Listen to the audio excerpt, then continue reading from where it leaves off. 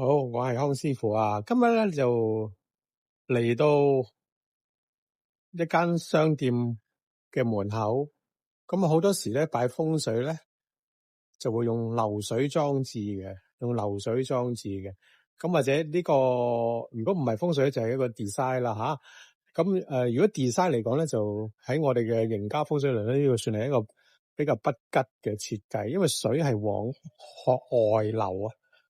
水往外流嘅，我哋喺風水學上面咧，需要水往內流嘅，即係水要往裏邊流嘅。咁呢個設計咧，如果研究風水學裏邊嚟研究咧，呢個水咧就會對個生意咧就不太有利啦。咁呢個就係要同大家去探究嘅一個局法。如果擺水嘅話，我哋就要注意下呢種情況。好多謝觀賞。